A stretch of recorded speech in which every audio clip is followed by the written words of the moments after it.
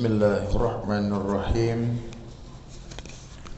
Assalamualaikum warahmatullahi wabarakatuh.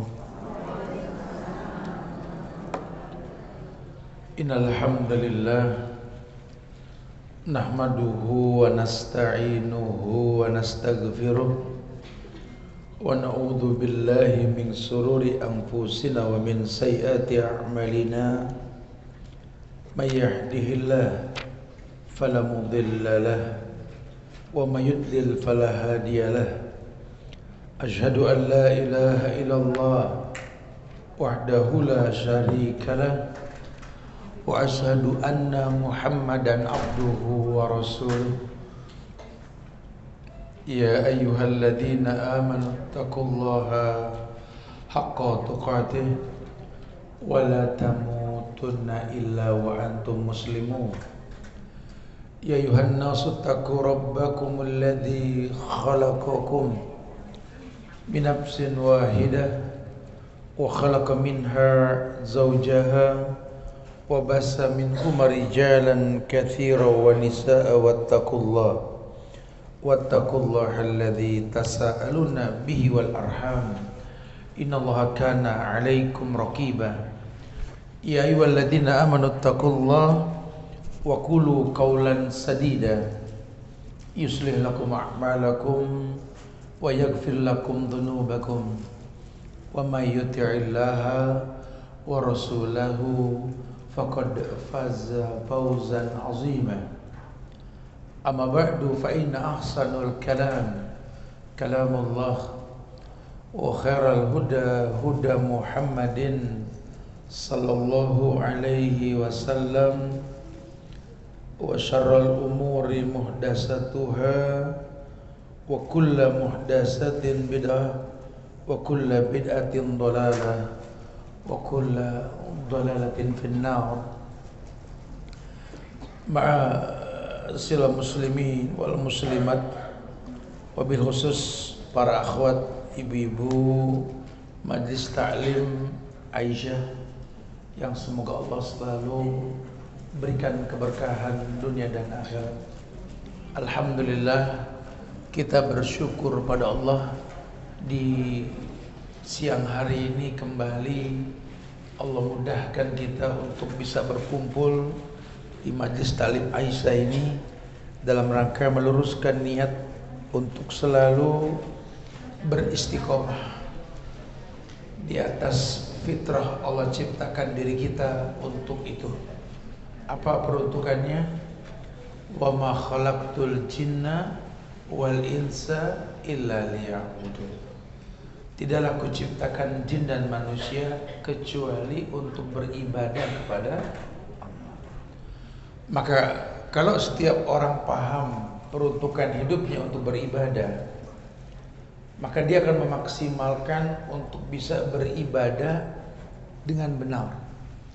Kapan ibadah dikatakan benar? Ketika ibadah itu memiliki rukun dan syarat.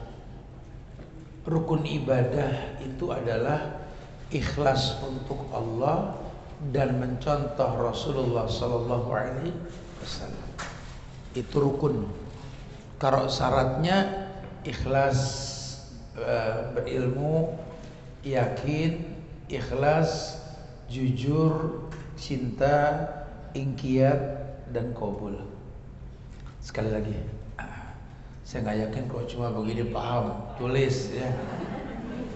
Yang ditulis aja lupa naruh bukunya.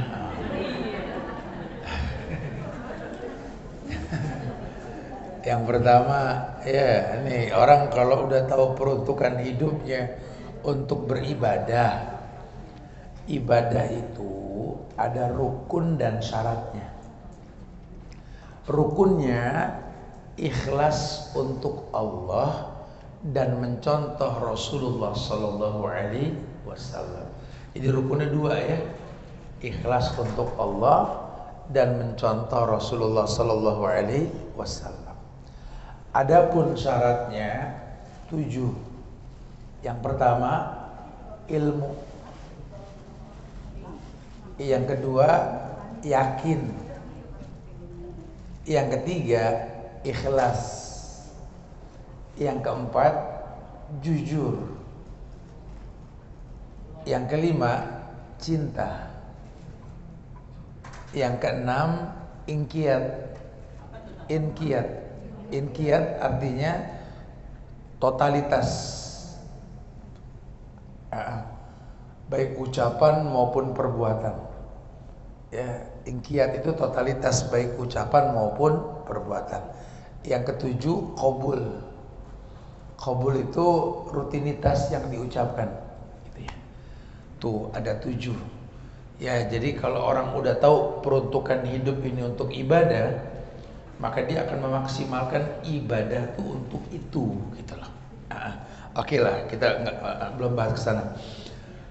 Bahasan kita ini seputar tentang perjalanan hidup manusia.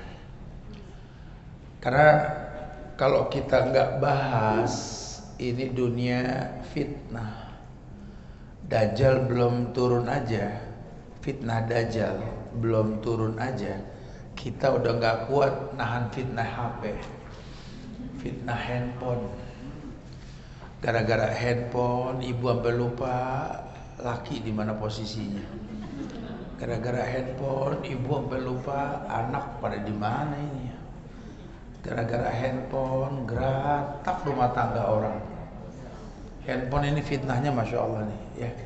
Gara-gara handphone sampai nggak sempet baca Quran. Gara-gara handphone sampai lupa ini hari apa ya gitu loh. Padahal di handphone lengkap hari, tanggal, jam semua ada. Ada ibu-ibu megang handphone, ini hari apa ya? Lihat aja di situ kan gitu. Ini fitnah handphone memang masya Allah.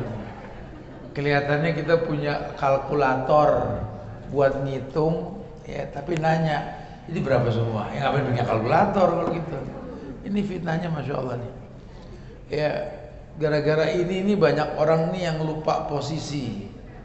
Harusnya dapat kemudahan, malah yang dia rutinkan penyebab datangnya kesulitan. Ya makanya pengen dilurusin nih. Nah Ustadz pengen ngebahas tentang perjalanan hidup ini mengarah kepada manajemen umur. Jadi umur ini mesti di manage. Pernah dengar kan Nabi ngomong umru ummati baina sittin wa sab'in. Umur umatku ini antara 60 70. Itu dari orok 60-70 ya. Kalau ukuran kita kan ya ilahi rabbi subhanallah. Ini kalau ngeliat dari gelagat sih ya, ini kayaknya umur kita di atas kepala 4 semua kayaknya hari ini. Gelagatnya ya, kalau saya sudah di atas 50-an juga, kepala 5 semua lah ya. Ada udah 60. Kan kalau sitin wasabain 60 70. Ya kalau dari bayi, kalau dari kita ini kan taruh saya di kepala 5 gini. Nyontok umur Rasul sih kayaknya sih 2 kali pemilu lagi gitu loh. 63 kan Rasul kan, 10 tahun betul. Kayaknya sih nggak lama lagi model ini gitu ya. Ya kalau seandainya maut itu kayak orang Betawi mau nyambit dadido kena masa bodoh. Untung bukan begitu ya. Ini makanya kalau nggak di manage nih, Ustadz 10 tahun lagi hati-hati loh sama Rasul gitu kan ya.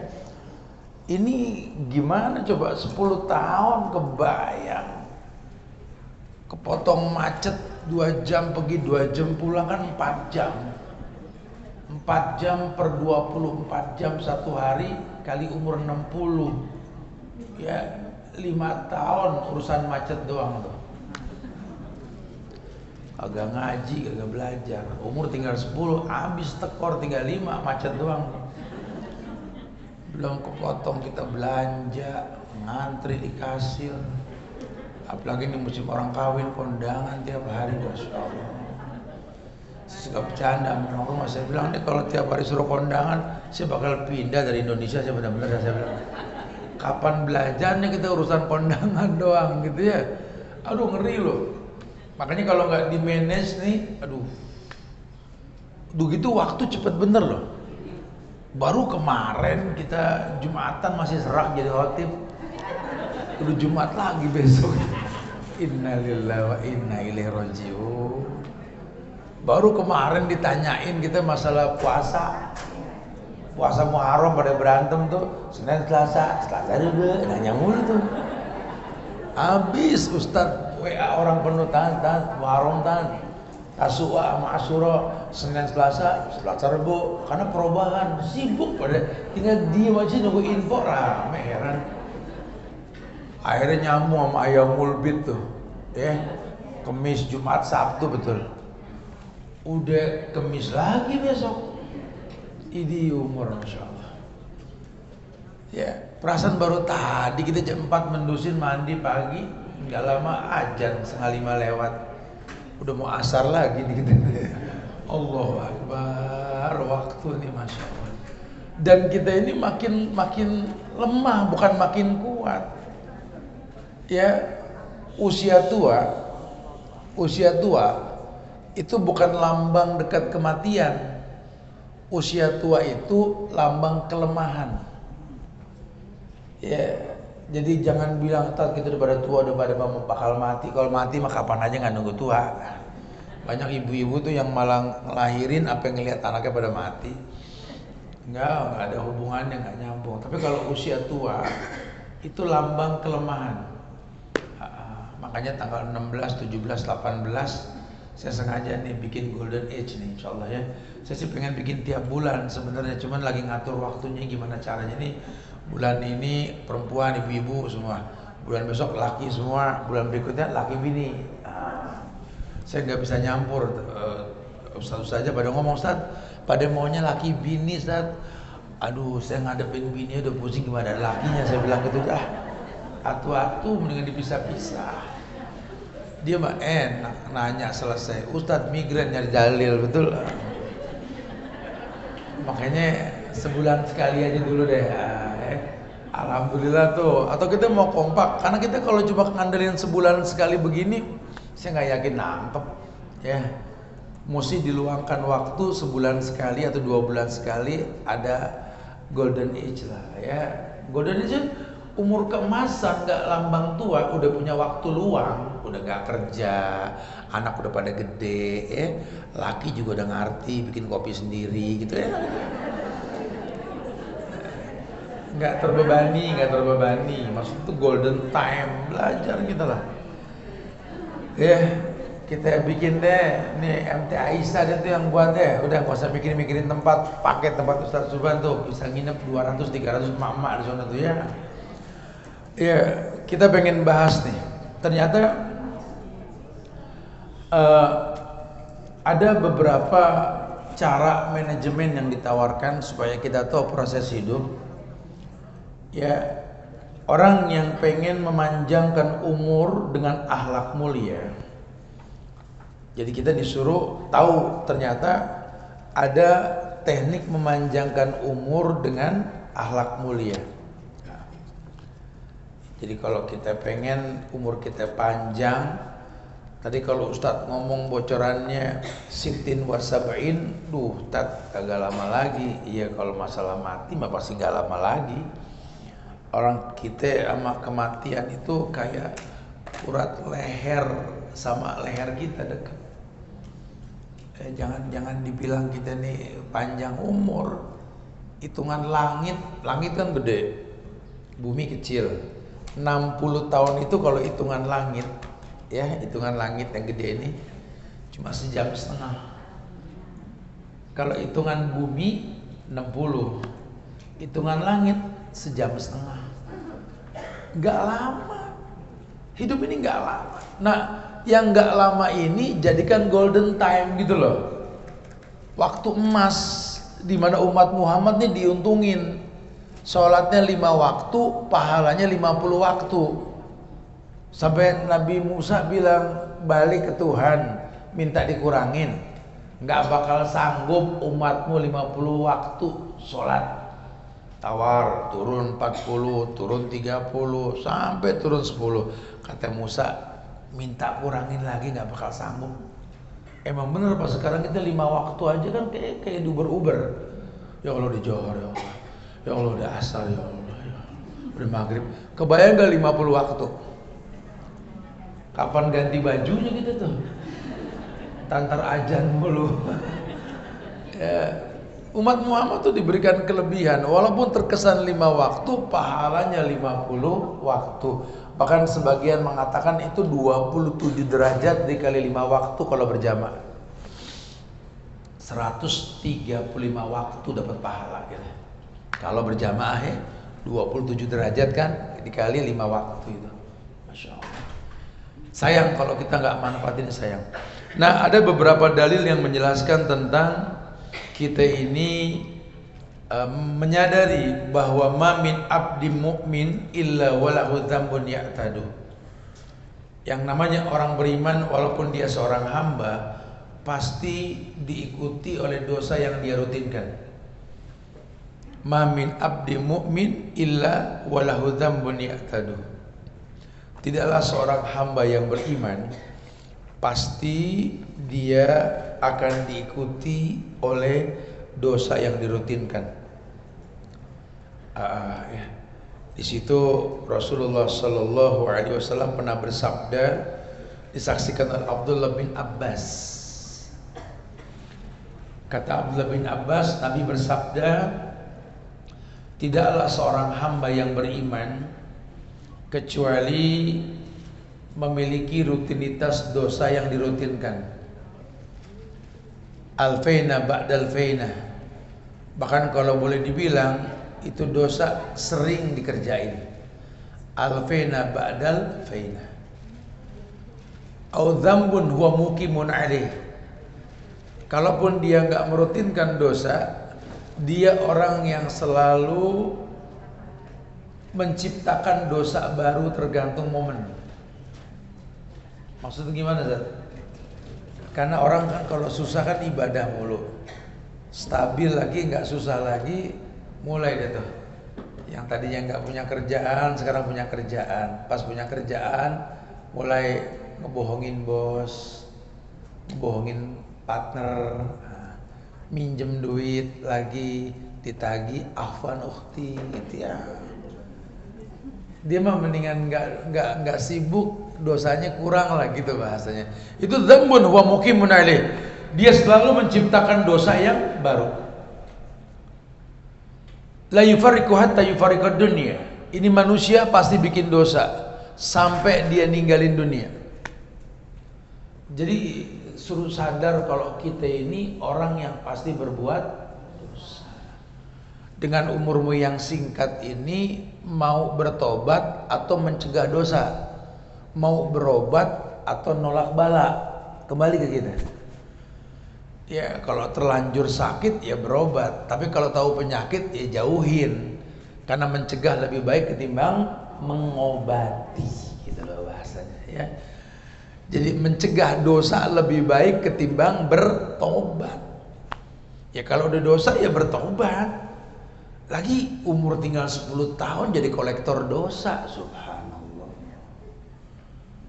Umur tinggal 10 tahun lagi main IG ngecek album orang. Oh, dia anak si Ono. Oh, lakinya itu. Oh, lakinya dia. Oh. Iya sih kadang-kadang kalau ngeliat pada begitu, pada nggak takut mati. Follow aku dong. Add aku dong. Kita kan silaturahmi di dunia maya. Ngeratak album orang ya. Silaturahmi dari mana? Akhirnya berdosa. Ya, kita Bu nyiapin waktu aja buat belajar kayak begini nih ya. Masih warawiri saya lihat dari tadi kagak ada yang nyatet. Lu pada ngapain kemari kalau warawiri doang, betul? Ini kita nyiapin waktu aja masih begitu. Gimana kita nggak punya waktu gitu loh. Belum lagi yang sibuk dari rumah. Mau kemana mah? Ngaji. Sampai lokasi cari tempat yang PW. Bagus kita terbiasa punya ide kalau begitu nih. Dapetin pahala. Ingetin doa sebelum tidur ibu-ibu. Yang di pojokan Bismika.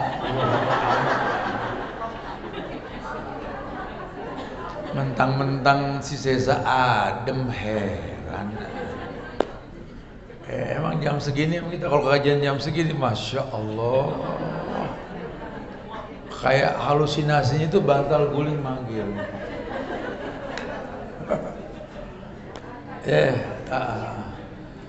Jadi ini sengaja nih Ustadz bawa asik supaya nggak tegang, supaya nggak ngantuk, tapi muatannya diliatin. Bukan cuma canda tawa nih, pengen muatannya diinget. Ustadz nekenin dari tadi, ma min abdin mu'min illa walahu dzambun ya'taduh. Tidaklah setiap hamba yang beriman pasti diikuti oleh dosa yang dirutinkan.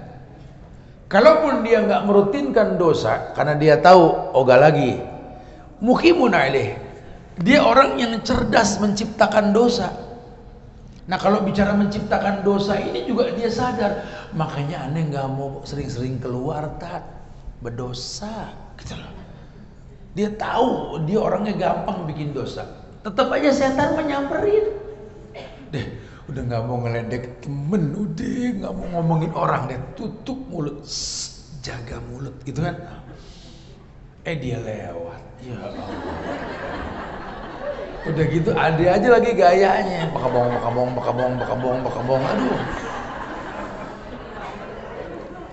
Ini orang ya Allah, gue nggak ngomong salah, Suka begitu gak? Kita udah nggak mau tuh, udah nggak mau. Astagfirullahaladzim, ya Allah, emang ujian. Ya kalau itu dengan istighfar. Habis kita nggak nyebut, mulut bergerak sendiri gitu loh. Ini orang pakai baju sama kulitnya nggak nyambung, katanya dia bilang.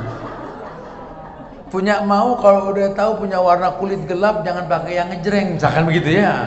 Atau kebaliknya, ada aja ya Allah. Itu tuh kayak begitu tuh suka. Di dunia laki-laki juga sama. Saya di dunia baker gitu, saya pikir ini dunia baker dunia laki, udahlah. Ya udah, orang laki mana mau ngomongin orang, nggak ada. Orang laki melihat orang pakai baju bagus aja biasa. Kalau perempuan kan bajunya gitu kan beda. Ada aja orang yang badannya nggak tinggi pakai motor moge, kayak paling tinggi. Kita kan lewat, aduh. Begitu suaranya baik, saya ngomong apa, biasa aja sih gitu loh. Jadi pengen nyaut aja nih hawanya gitu kan. Kenal potin brum. Pas mati ngomong, ya suaranya ceper, saya bilang aja. Kenapa tuh gede gitu? Apa? Emang selalu ada tuh, setan selalu kayak begitu ya. Makanya ini di manage lah ya, kita manage supaya kita nggak terjebak dalam kesalahan. Nah, dijelaskan di sini ternyata perjalanan hidup manusia ini harus tahu ada akhlak mulia untuk memanjangkan umur. Yang pertama, ya, Rasulullah ini memberitahu yang mesti dilakukan oleh umat agar usia mereka dipanjangkan, yakni dengan bersungguh-sungguh melakukan amal kebaikan yang berhubungan dengan kemanusiaan. Yang pertama, kalau pengen dipanjangin umur kata Nabi, ya, sambung silaturahim. Silaturahim bukan silaturahmi, walaupun kadang-kadang mirip. Karena kalau rahim itu kan diidentikan dengan nama Allah Ar-Rahim. Ya, sebagian mengatakan yang satu rahim. Kalau rahmi umum. Tapi semuanya ini disambung. Sambungan yang pertama kerabat dekat saudara kita nih. Ya, dzawil qurba wal yatama wal masakin. Dzawil qurba itu kerabat dekat. Ama saudare kita jangan sampai bengkelahi ribut. Adek kakak nggak pernah ada bekas. Kita mati, anak kita anak dia. Dia mati, anak dia anak kita. Saudara nggak ada bekasnya. Ya makanya tolong sama keluarga yang akrab. Kita sama temen baru kenal apa kayak bestie lengket aja. Sampai kayak apa plastik sama stiker nempel aja. Sama saudara malah jauh, jangan. Justru diinginkan dawil kurba wal yatama wal masakin. Kerabat dekat dulu. Ya, dawil kurba wal yatama, kemudian anak yatim wal masakin, kemudian orang miskin yang jauh gitu ya. Tolong jangan sampai umpama semut di seberang lautan nampak, gajah di lubuk mata nggak jelas. Jangan. Sambung tali silaturahmi. Ya tentu ujung-ujungnya nanti tetap pusatnya orang tua. Kita sering nemuin orang tua itu panjang umur, dan ternyata nemuinnya itu walaupun fisik nggak bertemu, raga nggak bertemu, ya kita bisa hari gini kan video call sama orang tua. Seberapa susahnya sih kita beliin handphone buat orang tua, sekedar habis subuh kita ngobrol. Assalamualaikum ma, waalaikumsalam. Ya Allah mama kalau di filter bagus gitu ya. Ini aku screenshot ya, kita kirim dia mama. Oh muda, di sini muda kan gitu. Ada gini kan mama kan handphone ya baru bikin kencengin pipi semua, masya Allah. Ya jadi nggak apa-apa, itu hiburan diri lah, ya hiburan diri ya. Tapi jangan bohongin orang. Janjian ketemu sama orang di restoran ibu-ibu, kirim-kirim foto baru kenal nih. Pas aslinya kagak begini semua gitu. Hari gini kan handphone kadang-kadang begitu tuh. Sambung tali silaturahim yang utama. Kata Nabi, man arada yubsata fi rizqi wa yunsa'alahu fi asarihi falyasir rahimahu. Usahakan. Orang yang pengen disehatkan badannya, dipanjangkan umurnya, ya, dibanyakan rezekinya, sambung tali silaturahmi. Ya harus, jangan sampai nggak disambung. Makanya jaga hubungan sama keluarga. Bikin dia tuh seneng ngobrol sama kita. Jadilah orang di keluarga itu yang dinanti kedatangannya, nggak diharap kepergiannya. Jadi kalau suka ada kumpul-kumpul keluarga, Indonesia kan banyak acara nih. Hari libur kumpul, liburan sekolah kumpul, akhir tahun kumpul, Idul Adha, Idul Fitri kumpul, betul ya? Kita banyak banget nih, long weekendnya banyak di negeri kita nih. Biasanya keluarga jadi media untuk kita kumpul. Ayo, jadi orang yang panjang mata orang kalau kita belum datang. Ya Allah sih itu mana tuh? Ya Allah panjang, kenapa mah? Itu kan tante kamu didatang, ya Allah seneng. Ponakan seneng, saudara seneng. Jangan jadi orang yang kalau kita datang semua orang pada pucat. Kenapa mah kayak tegang banget mah? Tante lu menongol ya ini datang juga ya Allah. Tuh udah parah lah. Berarti kedatangan kita nggak diharap, kepergian kita ditunggu, itu bahaya. Jadi orang yang mesti tahu. Ya, orang yang dinanti kedatangannya, nggak diharap kepergiannya, itu orang yang bermanfaat buat orang yang menanti dia. Kemudian dijelaskan bahwa Nabi yang mengatakan falyasir rahimahu, sambung tali silaturahim. Usahakanlah. Nah, menyambung ini macam ragam. Ya, tentu ada sebab orang senang nyambung hubungan sama kita. Yang pasti sih yang paling utama kita menguntungkan buat dia. Kita menguntungkan buat dia. Nah, kalau sudah pakai bahasa keuntungan, menguntungkan orang lain, Allah ya tahabu, saling memberi hadiah, timbul rasa sayang dan cinta. Jangan jadi orang yang bakhil sama teman, sama kerabat. Jadilah orang yang berpikir bagaimana mendatangkan manfaat, bukan coba mengambil manfaat. Nanti orang senang sama kita. Ya, perjalanan hidup kita harus begitu. Bagaimana bisa memberikan manfaat? Ya tentu dia tahu ketika dia berjumpa dengan seseorang yang dia pikirkan bagaimana membuat suasana membahagiakan orang yang mengundang dia, misalkan orang yang menanti dia. Ayo, nggak mungkin bisa mendatangkan manfaat kalau ilmu nggak dikedepankan. Dengan ilmu yang dikedepankan, kita akan tahu betapa ilmu ini selalu mendatangkan manfaat. Toh kita minta sama Allah, Allahumma inni as'aluka ilman nafi'an. Ya Allah, aku memohon kepadamu ya Allah ilmu yang bermanfaat. Allahumma inni a'udzubika min ilmin la yanfa'. Selain minta ilmu yang bermanfaat, minta juga berlindung dari ilmu yang tidak bermanfaat.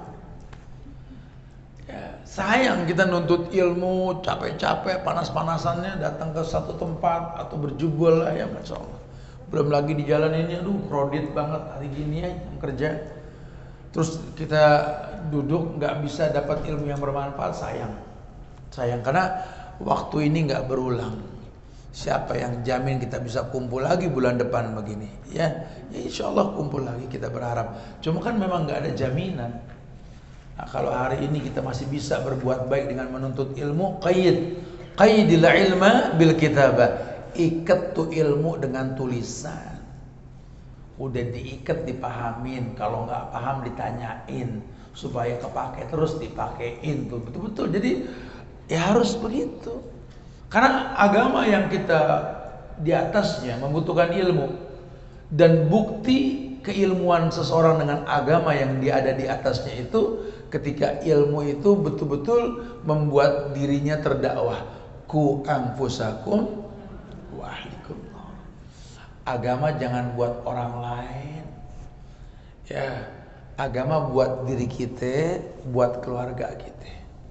Kita punya kebiasaan kalau tahu hukum buru-buru jadiin status profil WA biar orang dengar, orang baca. Jangan. Pakai dulu buat sendiri. Khawatirnya status profil WA kita, IG kita itu dibaca sama teman yang tahu kita. Ini orang kalau bikin status, waduh, kayak orang yang nggak pernah berdosa, kan begitu. Sementara temennya tahu siapa dia, jangan nanti orang mencibir agama. Kalau saran saya sih gak usah lah, agama dipakai aja buat diri sendiri dulu. Kalau udah diri pakai itu agama, keluarga. Kalau diri dan keluarga sudah, biar orang tuh lihat biasanya. Kenapa? Karena orang kalau beragamanya betul tuh inner beauty-nya keluar. Ya, kemuliaan batinnya tuh nampak. Orang kalau sudah kepake itu agama buat keluarganya, orang bisa ngeliat anak siapa nih, ya Allah, baik bener, sopan bener. Orang begitu. Nggak usah teriak-teriak ego sopan, nggak usah. Kita ini orang baik, nggak usah. Ya, nggak usah. Ya. Oh, kalau kita sih majlis ta'lim Aisyah, gitu ya. Lo kan tahu Aisyah? Tahu Aisyah mana nih? Aisyah Rasul. Aisyah Rasul itu perempuan cantik, penghafal Quran, ribuan hadis, rujukan para ulama. Periwayatan hadis terbanyak itu Aisyah dan Abu Hurairah. Aisyah tinggal di rumah yang nggak pakai granit, nggak pakai marmer, temboknya bata dengan lumpur, nggak pakai baja ringan. Plafonnya boro-boro punya, cuma pelepah korma dirajut. 3 hari Nabi meninggal, cuma segenggam gandum yang ada di dapurnya. Di situ Aisyah bilang, baiti, rumahku surgaku. Tuh, Aisyah tuh. Ibu laki mati, mau dikasih rumah begitu? Nggak pakai ubin, bata pakai lumpur doang. Gentengnya ke daun korma dirajut gitu. Terus bilang rumahku surgaku gitu. Ya, jadi kita kalau karena kan nama tuh doa, betul gak? Nama itu doa, al-ismu wa doa. Nama itu doa. Ya kita berharap mudah-mudahan ibu-ibu walaupun bukan Aisyah bisa mengikuti Aisyah. Karena yang bilang rumahku surgaku tuh perempuan, nggak ada laki yang ngomong begitu. Dari zaman dulu perempuan rumahku surgaku. Kenapa? Wa qarna fi buyutikunna. Karena Allah bilang perempuan yang paling baik ya yang betah di rumah. Ngefans sama Aisyah kerjaannya warawiri keluar. Aisyah mah di rumah ngelinternya, emang di mana? Ya, anta ma'amman ahbabta, kamu bakal dibangkitkan sama orang yang kamu suka. Kamu suka sama Aisyah, bakal bangkit bareng Aisyah. Tapi bukan cuma sekedar suka, memang meniru pola hidup beliau yang disukai oleh Allah. Ya, aku pernah dengar Ustaz, ada perempuan yang berwudu di depan istana emas. Nabi ketika Isra Mi'raj ngelihat dan dia tanya, wahai wanita, ini istana siapa? Istana milik Umar. Umar dengar nangis. Nabi nanya, siapa itu perempuan? Wahai Jibril, Rumaisah binti Milhan, ibunya Anas bin Malik, pembantu Rasul.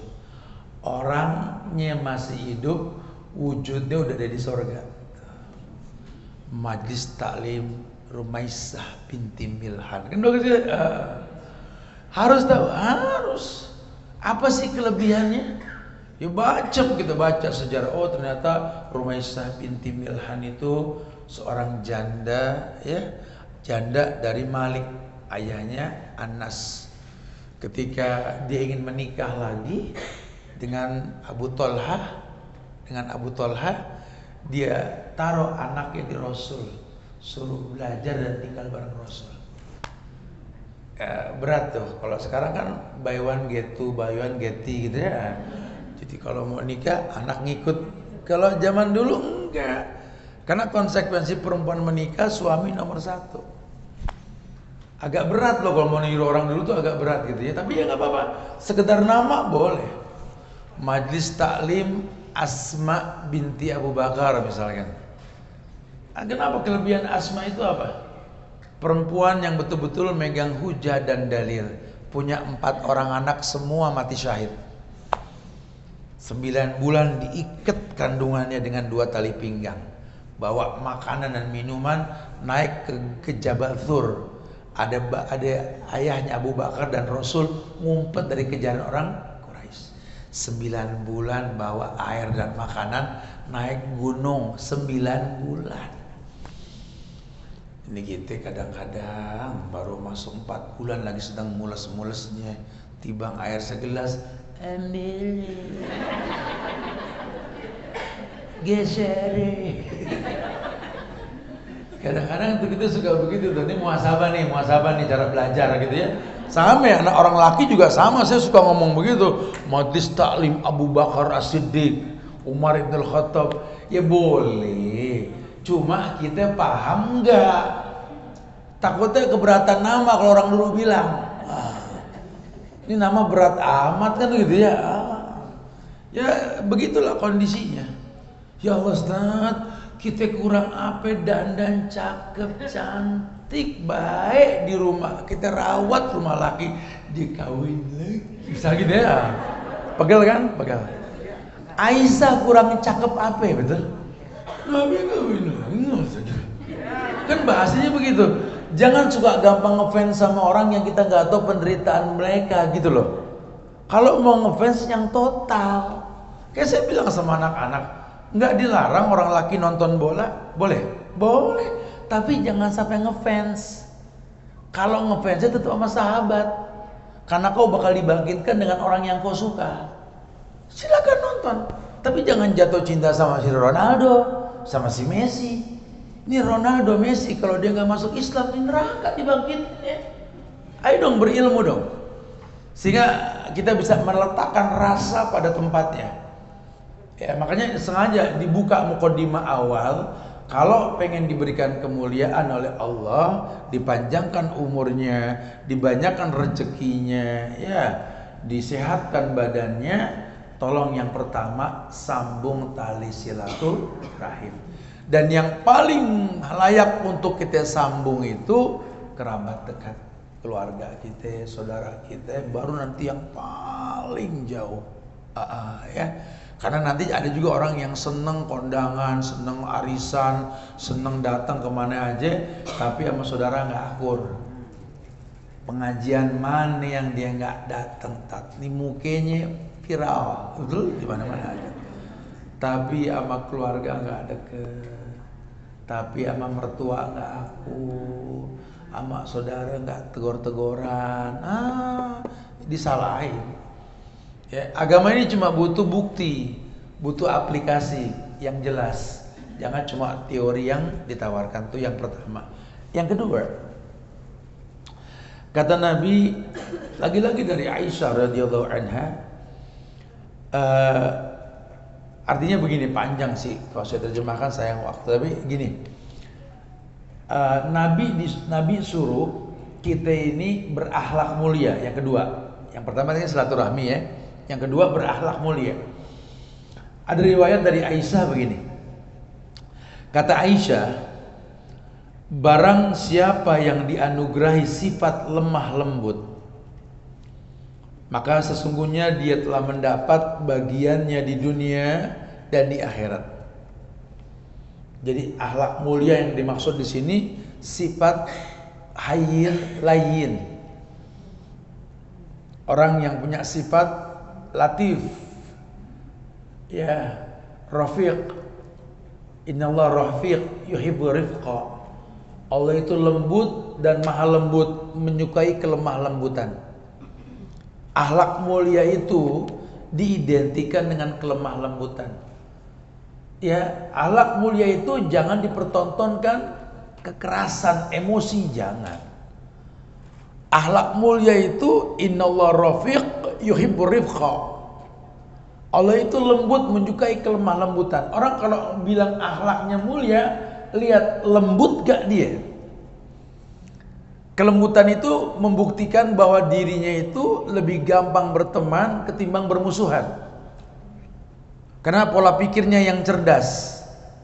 Awet dia kalau kenal sama orang, kenapa? Karena dia berpikir bagaimana mengambil manfaat. Kalaupun itu orang gak bermanfaat, dia berpikir bagaimana mendatangkan manfaat. Ini orang-orang yang akhlaknya mulia begitu. Iya sih, kamu kok bisa akrab sama dia? Tuh orang sekampung nggak ada yang demen. Kok bisa-bisanya kamu akrab sama dia? Ya mungkin orang nggak demen sama dia karena nggak ada yang bisa diambil manfaatnya buat dia. Tapi kalau saya berpikirnya bagaimana mendatangkan manfaat. Ustadz, kok bisa sih akrab sama geng-geng motor se-Indonesia, Tad?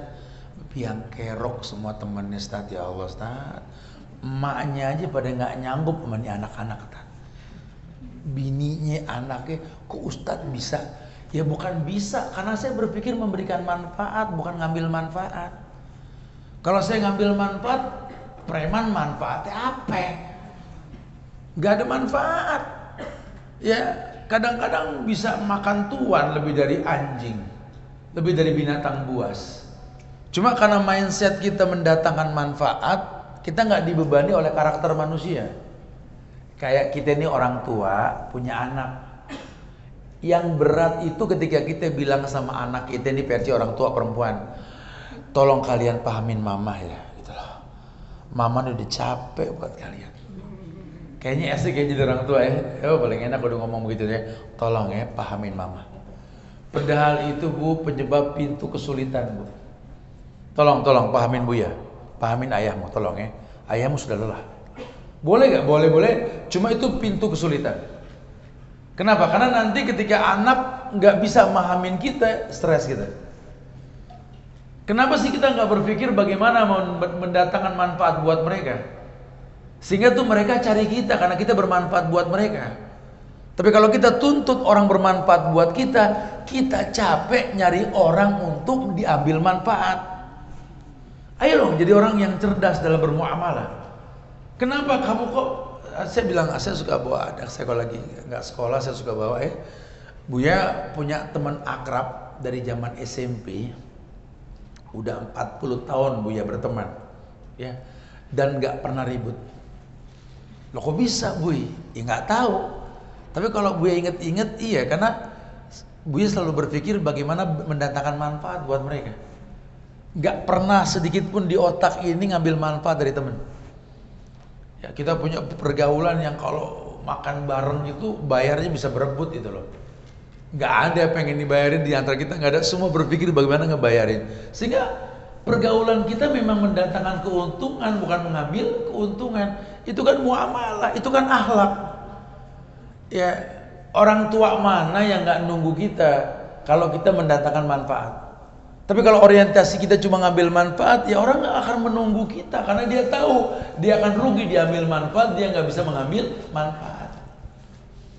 Ya justru di agama ini kita suruh berpikir khairun nas anfa'uhum. Sebaik-baik manusia itu yang paling bermanfaat buat manusia. Orang bisa bermanfaat karena punya segudang ilmu, makanya belajar. Tujuan belajar tadi ku anfusakum wa ahlikum, dirimu, keluargamu. Jangan sampai kita ada suka bercanda begini sih, bahasa bercanda ini contoh yang paling gampang lah biar gampang nangkepnya. Kalau jam segini kan kita ngajak orang mikir, mana mentok udah ya. Saya suka ngomel sama teman-teman ustadz juga, lu kalau ngajar jangan ngajak orang mikir. Ini jam segini, jam 1:30 nih, jam orang pengen selonjor, betul. Lo kalau ngomong coba jamaah pikirkan, dia pada malas mikir begini. Kita ajak ngobrol aja, nanti mikirnya biar keluar sendiri gitu ya. Iya, jadilah orang-orang yang betul-betul berpikir bagaimana memberikan manfaat. Jangan cuma sekedar mengambil manfaat, karena bahasa Nabi khairun nas anfa'uhum linnas. Sebaik-baik manusia itu yang paling bisa mendatangkan manfaat, bukan mengambil manfaat. Dan orang suka diberikan manfaat kita ke dia. Ustadz, aku nih pengen bikin masjid di sebuah daerah. Aku punya tanah sekian ribu meter. Atau aku dikasih wakaf tanah sekian ribu meter. Ustadz, kita bikin masjid. Sesimpel itu hidup. Kalau masjid udah jadi, tinggal surganya doang, Tat. Salah. Ya nggak gitu hidup. Ini masjid dibuat untuk apa dulu? Karena gini, Allah akan tanya tentang sesuatu yang dibuat. Orang membuat itu karena dibutuhkan. Alangkah baiknya kita tinggal dulu di tempat tersebut atau ada perwakilan yang nanti akan tahu peruntukan tanah yang Anda miliki untuk apa. Karena kalau bicara rumah ibadah di Indonesia di mana tempat juga ada masjid. Apa yang bikin masjid lagi? Makanya Nabi ketika berdakwah ditolak di Mekah, disakitin di Ka'bah, di Masjidil Haram, beliau diusir. Beliau nggak minta sama Allah, ya Allah berikanlah kemudahan bagi hamba untuk bikin masjid lain samping Ka'bah. Nggak begitu. Karena masjid sudah ada cukup, kita nggak perlu bikin lagi. Terus tekniknya bagaimana? Mendatangkan manfaat buat masyarakat Mekah.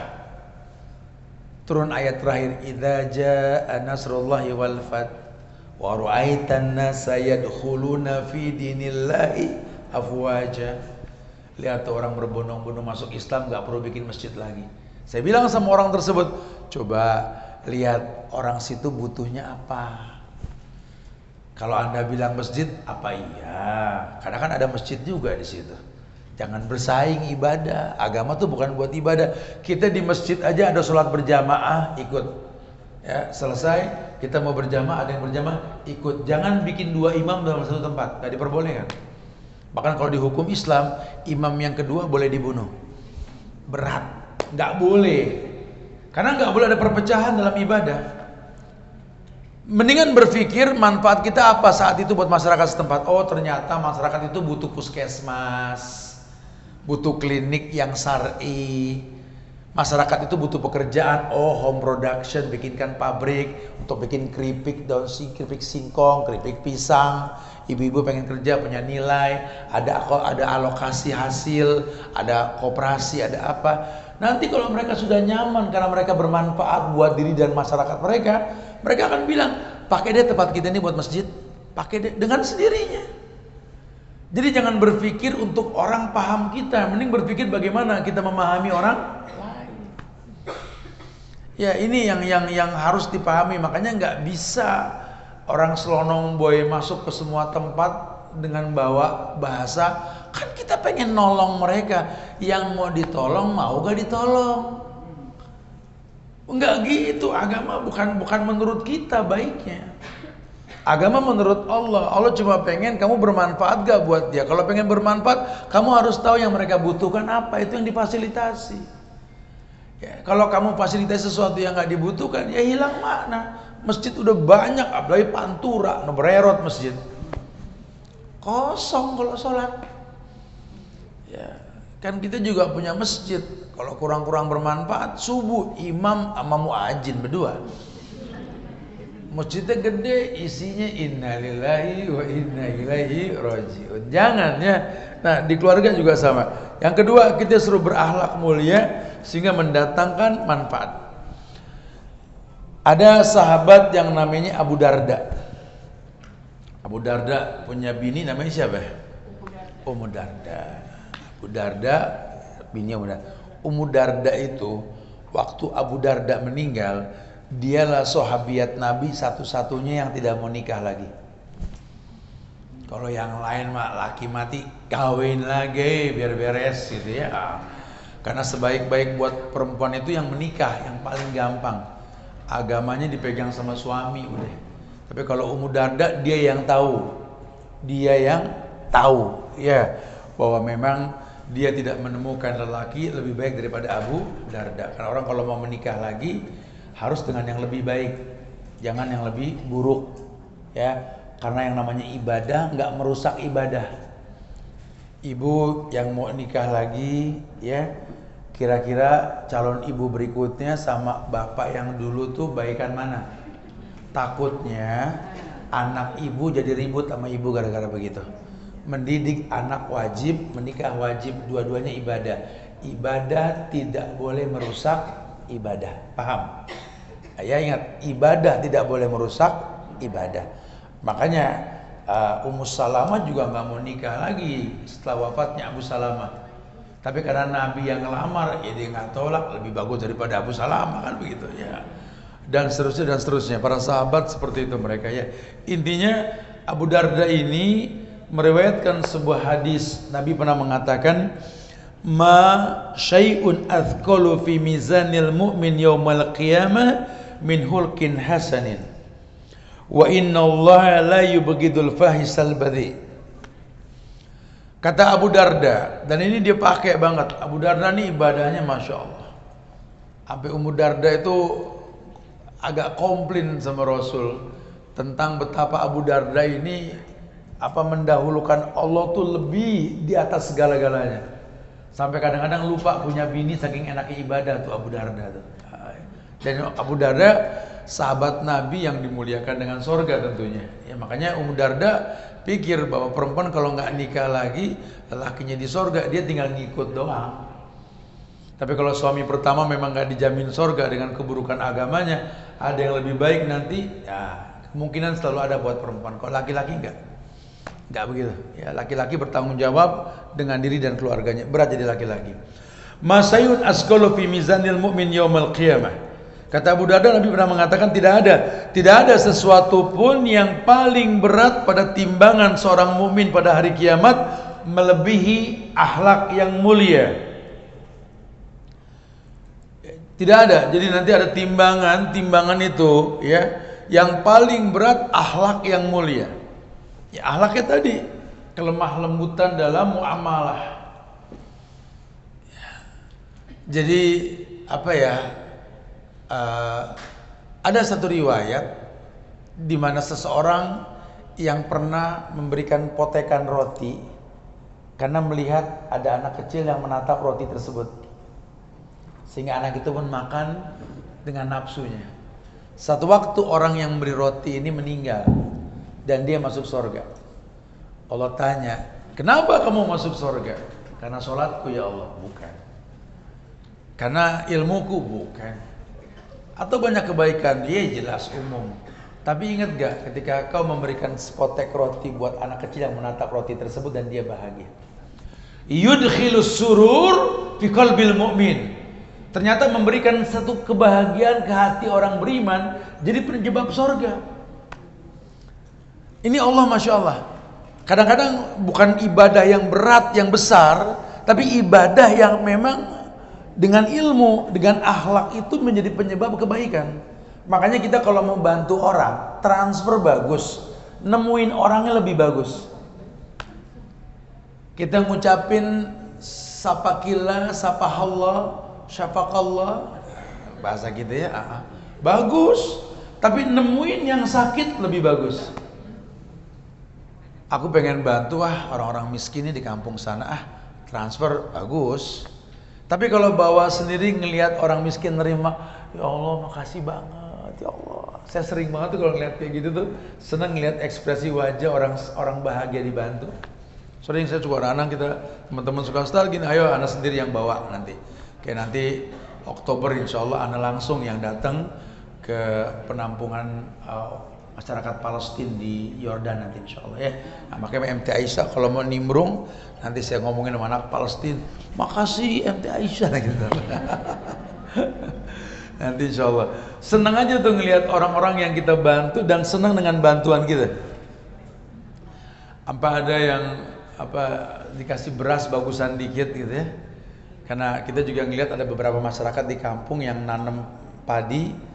Ketika ngejualnya ini bingung karena tengkulak suka ngelecehin dia, selalu ditawar murah. Kita suka ambil berasnya bagus, udah di sini kita ambil dalam rangka kita dakwahi mereka. Karena kalau tengkulak menzolimi mereka ya, kita suka alokasikan tuh beras ke orang-orang miskin lainnya. Ya Allah, saya nggak nyangka kalau sampai segitu dahsyat itu berasnya. Itu orang yang kita kasih beras ya paling timbang 5-10 liter dengan mie dan minyak gitu, diciumin itu beras. Ya Allah, udah berapa lama nggak nyium beras kayak begini? Masya Allah, mie yang diremehkan sama anak-anak kita buat mereka tuh jadi rebutan. Tuh kita ngelihat ekspresi wajah mereka bersyukur tuh, ya Allah seneng. Paling nggak bisa menjadikan hamba Allah itu bersyukur gitu loh. Ya, dan man dalla ala khairin falahu mislu ajri fa'ili. Orang yang menunjukkan pada kebaikan berpahala sebanyak orang yang berbuat kebaikan tersebut. Ayo bisa, boleh di mana aja boleh dicoba. Jadilah orang yang ngelihat langsung, orang yang berbuat baik karena kebaikan yang kita lakukan sama dia. Jadilah orang yang membuat orang lain bersyukur lah. Kemudian wa inna Allah la yubghidul fahisal badhi, dan Allah itu sangat murka terhadap orang yang fahisal badhi. Fahisal itu berbuat kasar dan keji. Allah nggak suka sama orang yang kasar. Nggak ada lembut-lembutnya, Allah nggak suka. Allah suka sama orang yang qaribin, hayyin, sahlin. Qarib itu gampang akrab, hayyin tuh lembut, sahlin tuh mudah. Itu paket akhlak yang mulia. Dan ternyata selain orang suka sama dia, dia panjang umur.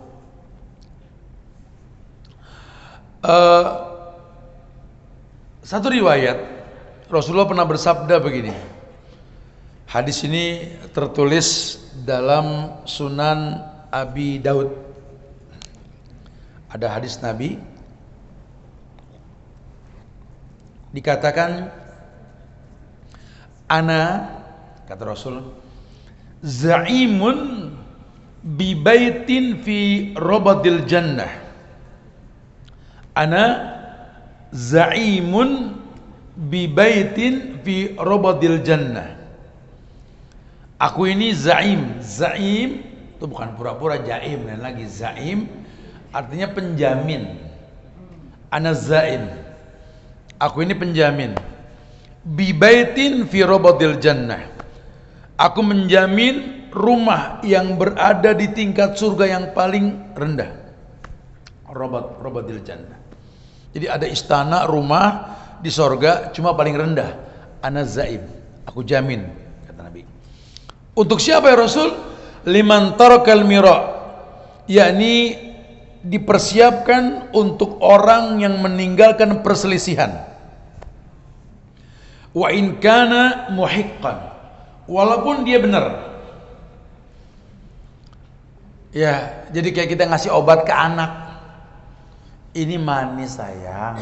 Obat buat anak-anak nggak ada yang nggak manis. Oh, nggak mau. Minum. Nggak enak mah. Dicoba dulu. Nggak mau ngedebat. Kayak kita sama anak. Ke orang juga sama. Kadang-kadang kita kalau ngomong begini kan nggak semua orang nerima.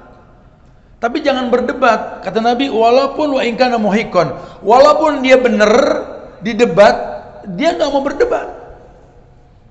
Karena dalilnya qalu salaman. Wa ibadur rahman alladzina yamsuna 'alal ardi haunan wa idza khatabahumul jahilun qalu salaman. Hamba-hamba Ar-Rahman ini yang berjalan di muka bumi tanpa kesombongan. Kalau ada orang bodoh mendebat dia, qalu salaman. Ya jadi kayak kita orang laki ngedidik bini, ya kadang-kadang nggak bisa langsung mau. Kalau nggak teriak, menjerit, ngamuk, ya nggak usah diladenin teriak lagi, nggak usah. Dan ibu jangan merasa menang kalau teriak bapak diem. Menang deh kita teriak dia diem gitu. Jangan bu, ya orang laki itu ngelihat perempuan bukan kalah menang, ya bukan. Ibu lempar satu piring dia bisa satu rak kalau dia mau bu. Jangan paksa dia gitu. Dia dipukul sama ibu depan umum dia diem, karena dia tahu kalau dia sekali mukul ibu awarahum. Ini hidup bukan masalah kalah menang, bukan, gak kesana berpikirnya gitu ya, sehingga dia banyak diem.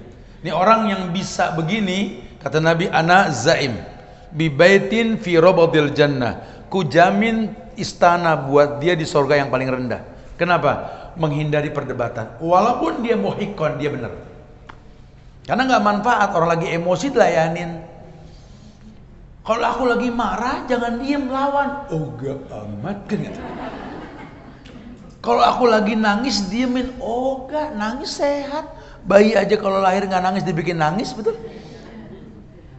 Ya, jadi kalau orang lagi nangis jangan cep. Salah, biarin aja. Sehat jantungnya. Entah juga berhenti sendiri gitu ya.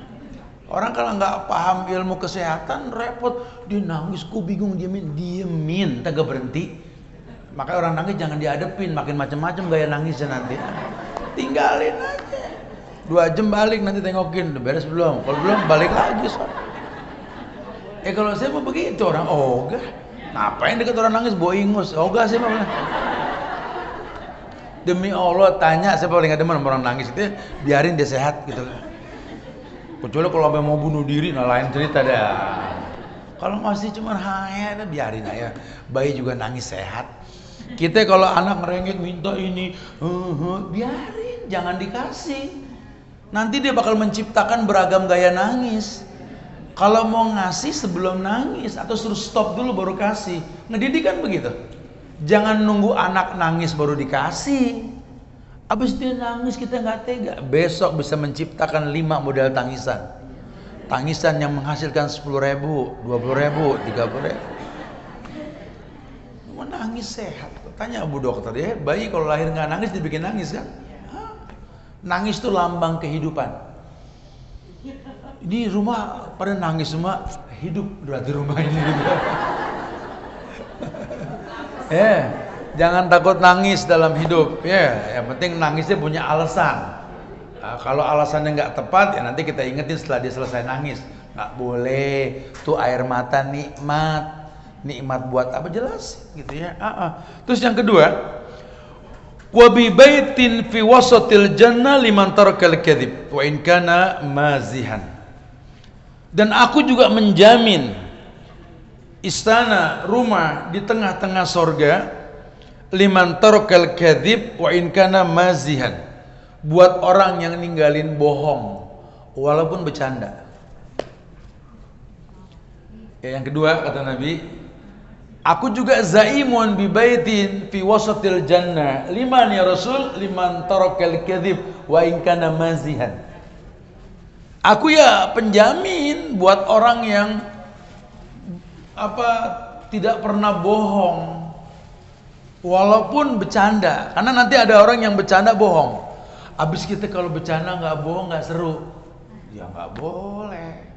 Orang mah yang lucu mah nggak usah bohong juga lucu, bawaannya lucu aja kan, ada aja caranya. Ya Nabi juga bercanda tapi nggak pernah bohong. Saya pernah contohin, Nabi bercanda sama Ali, udah mantunya sepupu dia kan, Ali bin Abi Thalib, ya. Tuh makan korma berdua, Ali makan, tiap habis makan bijinya taruh Rasul gitu. Rasul makan biji di situ aja, jadi kan banyakan Rasul bijinya. Ali nyaut, banyak bener makan Rasul, sampai banyak bijinya. Kata Rasul, banyakan ente, apa bijinya kagak ada itu. Ya, canda Rasul tuh begitu. Buat orang yang paham, iya Rasul bercanda, lu banyakan, lu bijinya lu makan. Simple. Dan banyak canda Nabi tuh banyak banget. Ada ibu-ibu nanya ke Rasul, ya Rasulullah, bagaimana kami ini nenek-nenek di sorga nanti? Kata Nabi, nggak ada nenek-nenek. Nabi jalan, ya Rasul, begitukah jawaban seorang Rasul? Emang nggak ada nenek-nenek? Jalan. Ya Rasulullah, Nabi ketawa. Di sorga umur 33, nenek-nenek nggak ada. Nabi bercanda. Ya, bercanda. Tarakal kadhib wa in kana mazihan. Pokoknya udah usahain hidup jangan bohong walaupun bercanda. Dijamin bait fi wasatil jannah, rumah di tengah surga. Asik ya? Kita pengen punya rumah di surga. Mama tumben Bang enggak pernah bohong sekarang. Gue pengen rumah di tengah surga gitu. Kok sekarang mama enggak pernah berdebat sama ayah, gue pengen punya rumah di surga, biarin deh di emperannya juga gitu kan.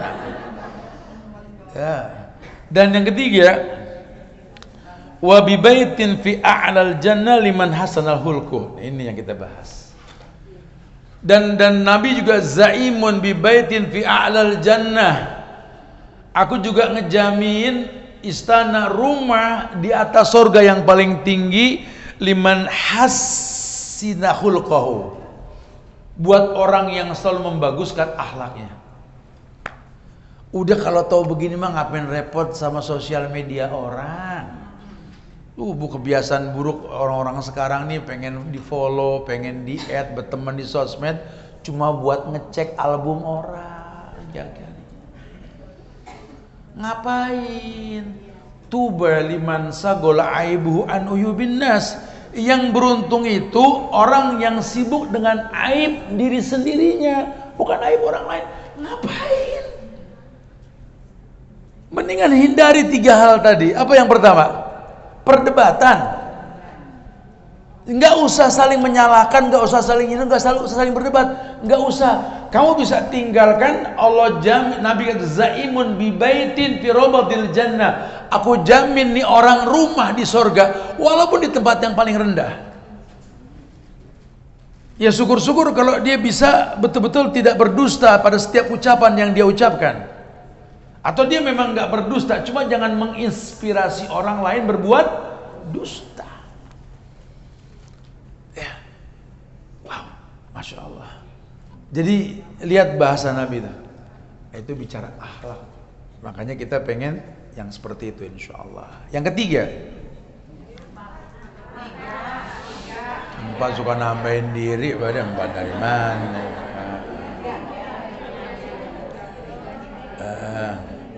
Biarin yang 4 lihat diemin ya.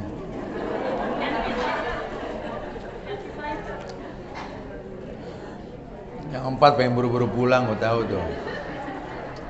3. Yang pertama silaturahmi. Yang kedua, yang ketiga, ini yang 4 dia tadi katanya. Yang ketiga, muliakan tetangga. Yang ketiga, muliakan. Itu yang keempat tadi apa? Yang keempat coba. Jadi bilang 4 tadi, katanya 4. Yang ketiga, muliakan tetangga.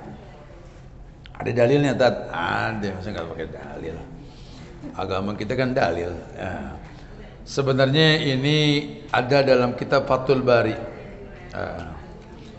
Hadis ya yang diriwayatkan oleh Imam Ahmad, Fathul Rabbani, Fathul Bari, Bukhari, Fathul Rabbani.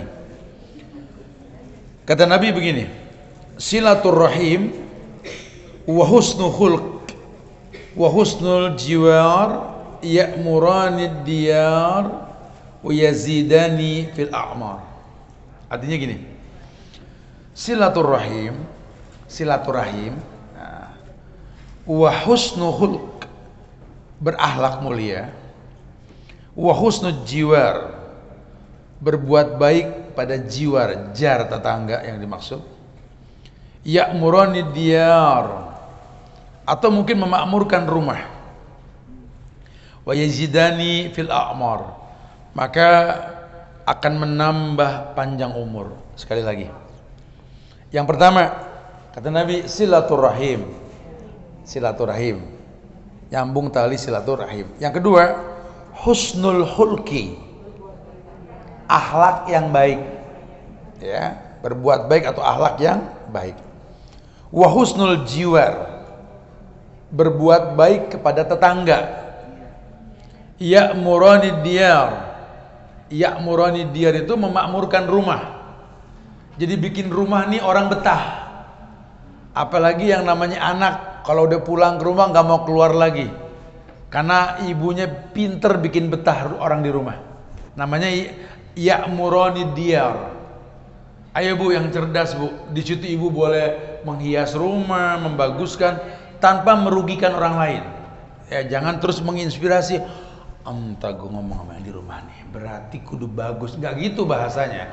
Ya'murani ini membuat makmur rumah sehingga yang di rumah tuh senang. Dia mungkin ibu kreatif untuk apa namanya membuat makanan, minuman, atau mungkin sukronya sama, pilusnya sama, cuma mungkin toplesnya yang unik gitu ya, atau tempat-tempatnya gitu. Karena kadang kita kan apa namanya menghiasi satu tempat gitu tuh akan menimbulkan kebahagiaan buat orang yang datang.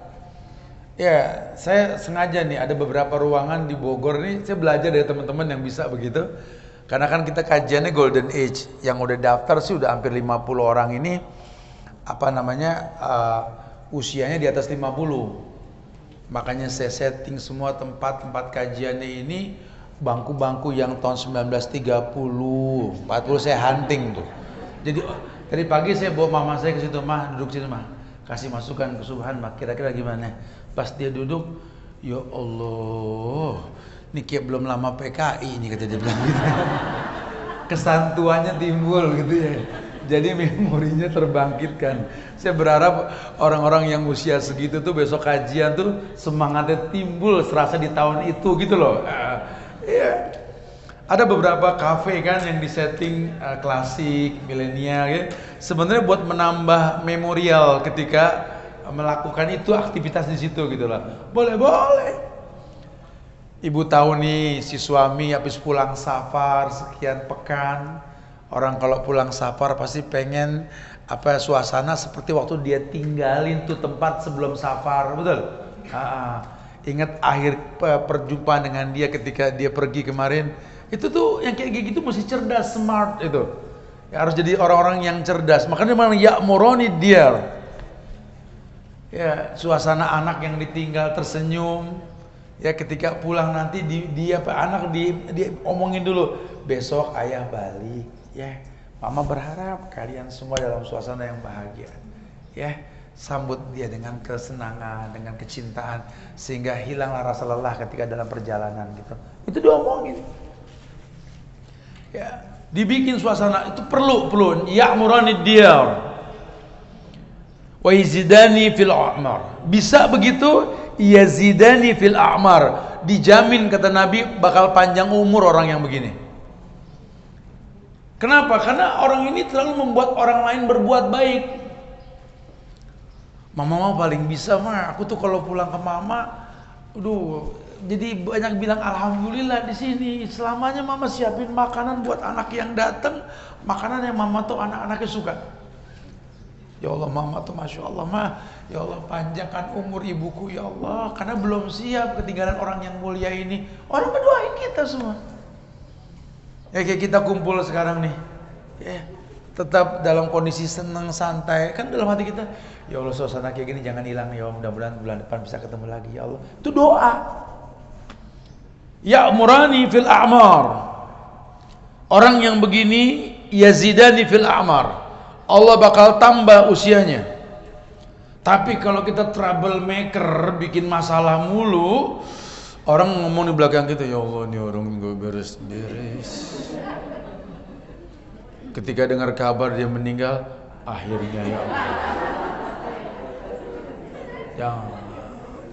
Jangan jadi orang yang begitu ya. Nabi itu ngelihat mayit yang digotong, ada 2 mayit. Kata Nabi yang pertama mustarih, yang kedua mustaroh anhu. Mustarih, orang yang diistirahatkan dari kejamnya dunia. orang baik. Yang kedua, wa mustaru anhu, dunia istirahat dari dia. Kita mau yang mana? Kita mau yang mana? Hah? Kata temennya gue yang gotongnya tuh gue ngomong mati dulu buat dia bilang gitu. Maunya yang pertama dong, kita orang baik yang diistirahatin dari fitnahnya dunia, ketimbang dunia istirahat dari kita, kata Rasul gitu. Ya suruh muliain tetangga. Man kana yu'minu billahi wal yawmil akhir falyuhsin ila jarih. Makanya barang siapa yang pengen, ya barang siapa man kana yu'min, barang siapa yang beriman kepada Allah, yu'min tuh continuous tense, selalu beriman dulu dan sampai sekarang kepada Allah, wal yaumil akhir dan hari kiamat, falyuhsin ila jarih, maka tolong baguskan hubungan dengan tetangga. Orang yang mengaku beriman kepada Allah dan hari akhir, iman Allah, hari akhir, rukun iman yang 6, awal dan akhirnya itu ya. Maka hendaklah dia membaguskan hubungan dengan tetangga. Jadi jangan ngaku beriman kalau sama tetangga nggak kenal. Ya, jangan ngaku beriman dengan 1000 alasan. Yang ngapain kenal juga tetangga aku orang nggak baik. Ya bukan masalah baik nggak baik, kan situ terlanjur bertetangga. Kalau dia nggak baik sama kamu, kamu jangan nggak baik sama dia. Kan kalau bahasa muamalah begitu. Makanya dari pertama kata Nabi, al-jar qobladar. Lihat tetangga dulu, baru beli rumahnya. Jangan main beli rumah, baru nanya tetangganya siapa. Ya, kita mau bikin apa aja di kampung, lihat dulu tuh kampung gimana. Sanggup tinggal, nggak sanggup jangan, bakal nyalain tetangga nanti gitu. Ya, karena jangan dibilang kalau aku sih perempuan baik-baik di rumah lebih baik. Tapi bukan berarti nggak kenal tetangga. Bener memang sebaik-baik perempuan yang paling betah di rumah, cuma tetap kenal tetangga.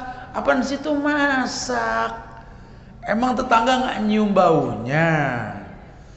Mana anak pada hobi durian, tantan bikin kincak mulu, betul? Tetangga nyium bau duriannya, kagak dibagi. Kata dia, tetangga kita sih nggak menegur kita, orang nggak baik. Bukan nggak baik, situ bikin kincak nggak bagi sebelah gitu, atau apalah bahasanya ya. Jangan orang kalau bertetangga tuh, waduh ya, taruh tetangga kita nggak baik, ya. Jadilah orang yang menginspirasi orang nggak baik jadi baik gitu loh. Ya. Tetap merapikan hubungan dengan kiri kanan kita. Bahasanya begitu. Jadi perjumpaan kita pada kali ini cepet amat, 1,5 jam udah ya. Ya. Jadi sebenarnya emang kita bisa. Enggak kan? Ya. Jadi kita harus tahu ya. Kita harus berilmu bahwa Allah tabaraka wa ta'ala, Allah jalla wa ala menginginkan kita berilmu nih. Ternyata penyebab panjang umur dalam kehidupan kita ini mendatangkan kebaikan yang banyak dengan hal tersebut.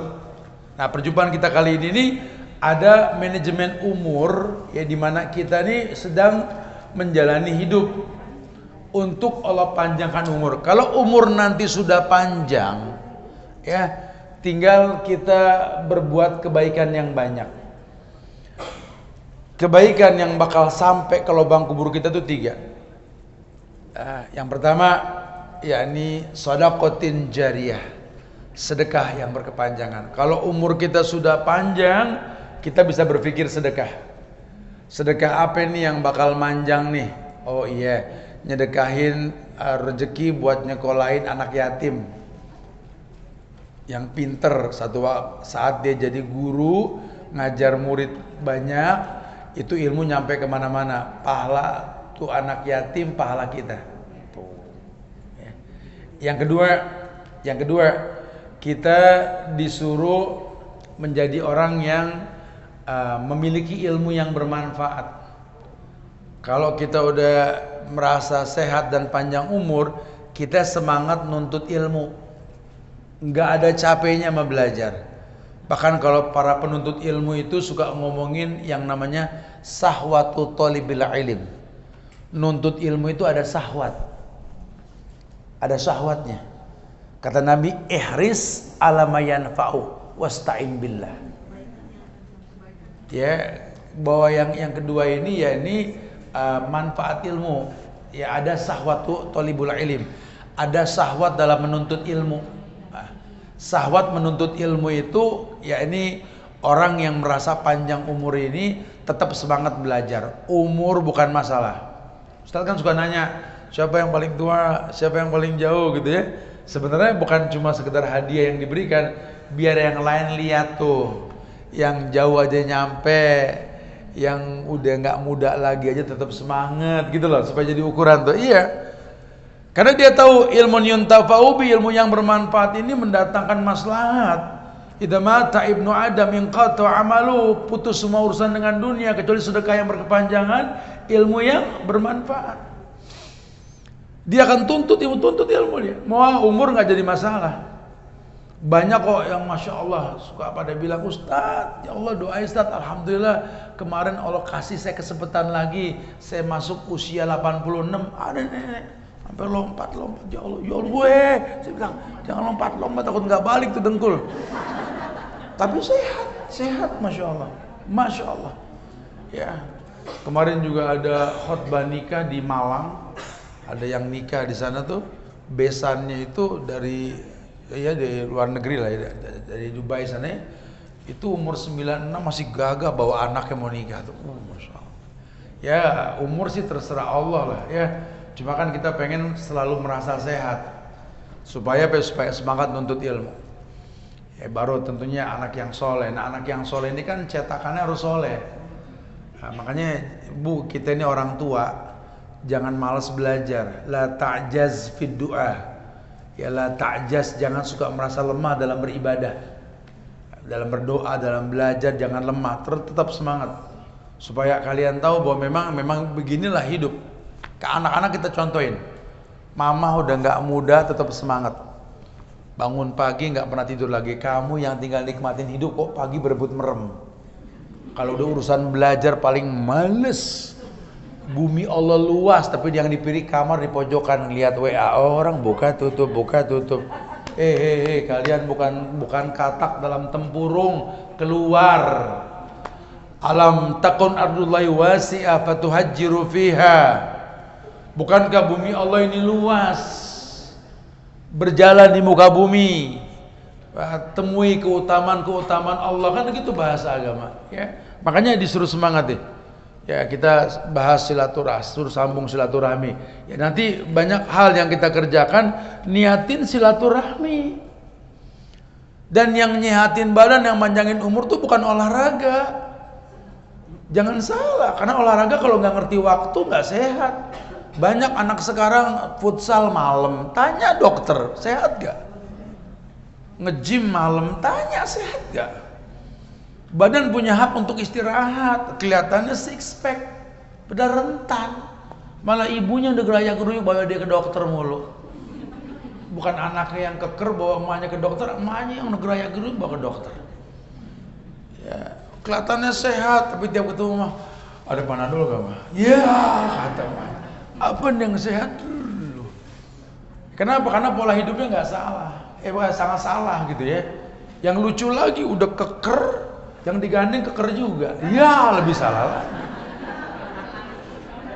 Karena kalau pengen sehat, ya Nabi bilang sambung silaturahmi. Ayo olahraga di waktunya untuk ketemu temen ya di ajang olahraga.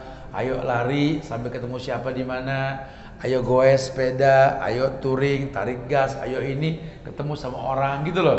Itu yang nyehatin. Ya, suruh sambung silaturahim. Jangan ngeluh mulu, ya Allah kita dagang api ya nggak pernah laku ya Allah. Rugi mulu ya. Makanya jangan di satu tempat muter, orang dulu tuh nggak ada yang ngetem. Udah terkenal baru ngetem. Ini terkenal belum udah ngetem, siapa yang mau kenal, siapa yang mau beli. Ya hari gini kan orang punya media, kenalan dulu sama orang. Kalau perlu hadiah, kita berasa gak kalau lagi pada umroh? Kayak kita ini sekarang yang lagi viral nih di Mekah apa ya? Museum Gua Hiro. Wahyu ya. Tuh. Kalau datang pagi-pagi itu yang buka-buka toko belum ada yang beli udah sedekah korma, sedekah coklat, sedekah madu. Saya suka tunjuk zaman nih. Ini contoh buat kita nih ya. Orang sini itu nggak mau rugi sama pahala. Kalau rezeki Allah udah atur, pahala enggak kita yang bikin. Lihat orang sini tuh. Makanya kerjaannya cuma begitu, ganteng, keren, ceria, sama orang ahal sehat. Lihat, karena tahabunya masya Allah. Kalau lagi di kebun korma pada beli coklat, asal nggak bergeser tuh kaki, cobain sampai enek kagak bayar, betul? Dikasih dorongan teh lagi, betul? Kali kekenyangan, majanan, gratis, betul? Nggak takut rugi, nggak takut buah apa boleh nyobain gitu. Di sini kita kayak kemarin tuh musim duku, kita nyobain satu, nyobain lagi di tempat tadi udah digituin. Makanya nggak berkah, sampai pada hitam tuh duku nggak laku, betul? Udah Islam tuh nggak pernah salah gitu loh. Bikin orang seneng. Kalau rezeki udah ada yang ngatur. Prinsip mereka begitu. Ente nggak rugi, nggak ada yang rugi dengan sedekah. Allah yang bilang, mana qasat sadaqatum mim malin, tidak kurang harta karena sedekah. Ma'anfaqtum min syai'in fahuwa yukhlifu. Apapun yang kalian infakkan, Allah yang bakal ganti. Itu akidahnya masya Allah. Unfik alik. Infakkan Allah infakkan kamu. Makanya orang-orang Arab sampai di sekarang di YouTube banyak, di IG banyak tuh ya. Mereka anak-anak muda kalau di restoran berebut bayar tuh. Wah, di kita jarang ketemu begitu. Kalau ngajak makan paling depan, makan. Giliran pas bayar ada yang belagak nelpon, lu di mana lo? Ada yang jawab lewat, ada yang nanya toilet mana? Kata dia lu 2 kali ke toilet masih nanya terus gitu dia. Yang bingung kasir itu. Makanya kita gini-gini aja udah, nggak berasa ya, nggak berasa tuh umur ya. Nah, jangan. Niatinnya betul-betul silaturahmi. Yang kedua, berakhlak yang mulia tadi. Ya. Akhlak yang mulia ya kelemah lembutan. Ya, bukti orang yang berakhlak itu ya lembut. Lembut itu ya kalau sama yang tua kayak ngomong sama kakak sendiri, sama yang lebih muda kayak ngomong sama adik, kadang sama yang seumuran kayak saudara kita ngobrol enak gitu ya. Kadang kalau jauh usia kita kayak ngomong sama orang tua sendiri, ya masya Allah. Apalagi orang-orang udah di atas 70, aduh, kalau dia berharap tentang kebaikan Allah langsung jawab. Pintar-pintar dekat sama orang tua gitu. Nggak ada yang sulit kalau mereka sudah ridho. Ridhonya Allah di ridho orang tua insya Allah gitu ya. Pandai-pandai lah. Makanya saran saya sih ini kalau masih punya orang tua yang lembut, orang tua udah nggak ada mertua yang akur, minta didoain sama mereka supaya sehat terus ya, supaya bisa dapat rumah di 3 tempat tadi itu di sorga tuh. Betul-betul Allah akan berikan kebaikan insyaallah ya. Jangan banyak berdebat sama orang, apalagi usia kita udah nggak muda lagi. Jangan main sindir-sindiran di sosmed, manfaatnya apa? Lempar-lemparan emos, ada yang nyurung, ada yang gini, nggak ada manfaatnya ya Allah, nggak ada manfaatnya. Teman itu akan selalu menguntungkan di akhirat nanti. Ya, memang berat nyari teman ya, gampang cari musuh, tapi nggak apa-apa. Yang berat kita jalani supaya beruntung di hari akhirat nanti gitu, insyaallah ya. Kalau bercanda, ayo kita bercanda. Dia tadi juga kita banyak bercanda kok, tapi jangan ada dusta di antara kita ya, jangan. Nggak ada bohong, nggak boleh bohong. Biasain. Kalau memang saatnya lucu-lucu, nggak ya udah jangan dipaksain. Garing nanti kalau dipaksain ya. Dan yang terpenting baguskan akhlak, sorga paling tinggi kita miliki nanti insyaallah ya. Kemudian yang terakhir dibahas tadi, ayo buktiin, gak usah jauh-jauh, sama tetangga yang akur Ya, mudah-mudahan Allah berikan kemuliaan. Panjang waktu kita bisa berdialog. Ayo, silakan yang mau ditanyakan. Akhir da'wana alhamdulillahirabbil alamin. Silakan, fadhil. Nah. Bagi bunda-bunda ada yang mau bertanya? Silakan.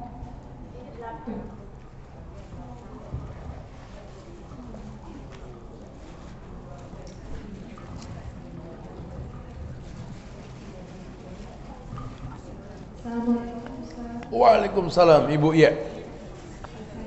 Saya itu tinggal di komplek perumahan Ya.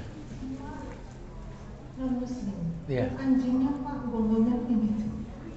Suara kalau ada orang kecil nggak suka Pak. Iya. Kalau nggak bertanya dirinya apa mobilnya. Iya. Apa aja nggak senang dengan orang. Iya. Saya nggak tidak seperti suara gonggong anjing. Iya. Terus? Saya ketawa-tawa apa senyum gitu. Cuma saya kok nggak keras. Yang ditanya apa, Bu?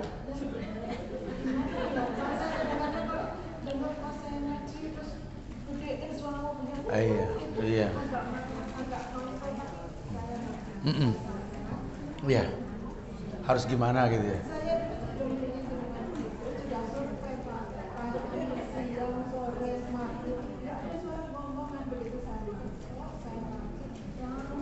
Iya. Iya.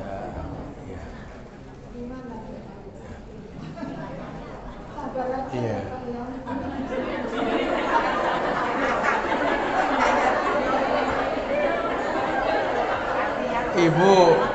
Ibu tinggal di komplek, punya tetangga nggak baik, anjingnya banyak. Kalau motor suka gerung-gerungan, berisik. Apa kalau ibu ngaji ya? Iya, oke, non muslim lah ya. Sekarang ibu bilang gimana, Ustaz? Saya bilang ya gimana, ibu beli situ, bukan saya yang nyuruh kan gitu. Harusnya gini, ibu tuh nanya waktu mau beli rumah, kira-kira gimana, Ustaz? Saya bilang jangan di situ kan gitu. Oh udah gini gimana? Ya kalau saya sih kalau ditanya begini ya saya pasti bilang ya ibu sabar gitu loh. Ya mau bilang apa ibu, yang milih tempat di situ kan gitu ya. Saran saya sih kalau memang bakal nggak berubah itu tetangga, Bu, ya menghindari lebih baik ketimbang melakukan muamalah dengan mereka. Namanya darul mafasid muqaddam ala jalbil masoleh. Mencegah yang buruk terjadi lebih dikedepankan ketimbang melakukan kebaikannya. Ibu ngaji baik di komplek itu, baca Quran. Ibu berbuat baik. Tapi kan permasalahannya kan tetangganya bikin pegel, bikin kesel, ya. Maka yang paling baik ya pelan-pelan menghindari tempat tersebut, Bu. Jadi dijual gitu ya? Iya, tapi bertahap. Kalau bisa langsung alhamdulillah. Kalau nggak bisa ya tadi sabar dulu sambil pelan-pelan cari tempat yang lebih tepat. Karena seburuk-buruk rumah itu yang punya tetangga yang buruk. Jarusu. Ya. Saya berdoa supaya mereka diberi hidayah. Amin, saya aminin dari jauh. Amin. Ya, udah Bu, udah. Jangan kasih saya PR, Bu. Ya udah. Ibu yang tinggal, saya yang pusing di situ. Makanya besok-besok kalau mau pindah nanya dulu. Silakan yang nanya. Enggak kasih mic-nya, betul.